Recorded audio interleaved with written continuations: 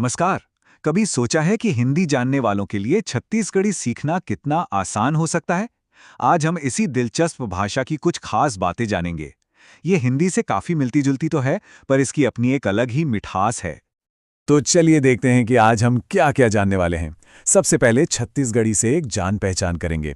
फिर देखेंगे कि इसके शब्द बोले कैसे जाते हैं। शब्दों के प्रकार जानेंगे और हाँ, वाक्य बनाना भी सीखेंगे। और आखिर में कुछ बहुत ही खास छत्तीसगढ़ी शब्द भी देखेंगे। तो चलिए, पहला कदम उठाते हैं। आखिर ये छत्तीसगढ़ी है क्या? ये सिर्फ एक बोली नहीं है, बल्कि एक पूरी भाषा है, जिसका अपना एक इतिहास और अपनी संस्कृति है। ये छत्तीसगढ़ की राजभाषा है।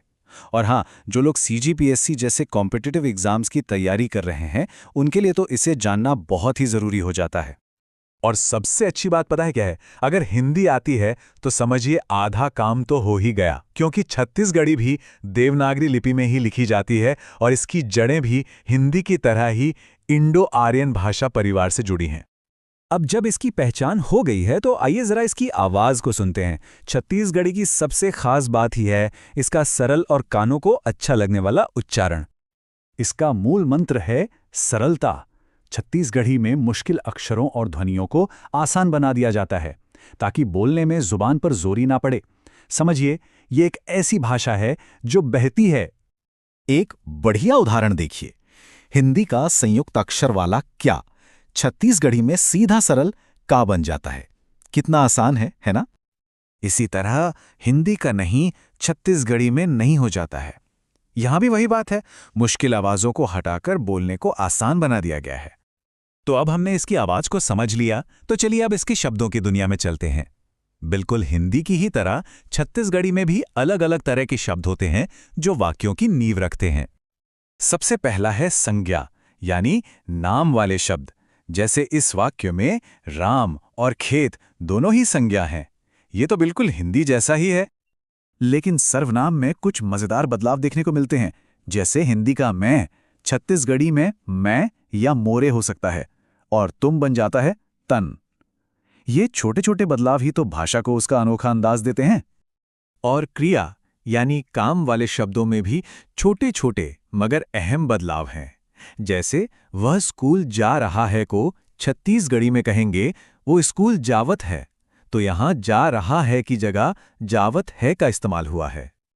अब जब हमारे पास शब्द हैं तो चलिए इनसे वाक्य बनाते हैं। ये बहुत आसान है और इसके नियम भी हिंदी से काफी मिलते जुलते हैं, तो घबराने की कोई बात ही नहीं है। लिंग की पहचान भी हिंदी की तरह ही है। ज्यादातर शब्दों के आखिर में आने वाली आ की मात्रा पुल्लिंग जैसे लइका और ई की मात्रा स्त्रीलिंग जैसे लइकी बताती है। और बहुवचन बनाना तो और भी मजेदार है। बस शब्द के आखिर में मन लगा दो, जैसे एक लइका और बहुत सारे लइका मन। है ना एकदम आसान तरीका? इस टेबल में देखिए कैसे क्रिया का रूप काल के हिसाब से बदलता है। खात है मतलब वर्तमान काल, खाइस बताता है कि काम हो चुका है, और खाही भविष्य की बात करता है। और सवाल पूछना तो बच्चों का खेल है। बस वाक्य के अंत में का लगा दीजिए और सवाल तैयार है। जैसे त स्कूल जावत हस एक कथन है और त स्कूल जावत हस का एक सवाल बन गया। आखिर में आइए कुछ ऐसे खास छत्तीसगढ़ी शब्द देखते हैं जो हिंदी से अलग हैं और रोजमर्रा की बातचीत में बहुत काम आते हैं। इन्हें जानने से ये भाषा और अपनी सी लगने लगेगी। ये कुछ सबसे आम शब्द हैं जो जरूर सुनने को मिलेंगे। क्यों के लिए काबर और के लिए औ। इन्हें याद कर लेने से छत्तीसगढ़ी समझने में बहुत आसानी होगी। तब जब छत्तीसगढ़ी के कुछ नियम पता चल गए हैं, क्या एक सरल वाक्य बनाने की कोशिश की जा सकती है। ये भाषा सिर्फ नियमों का संग्रह नहीं है, बल्कि छत्तीसगढ़ की संस्कृति और लोगों की आत्मा है। इसे सीखकर एक नई दुनिया के दरवाजे खुल सकते हैं।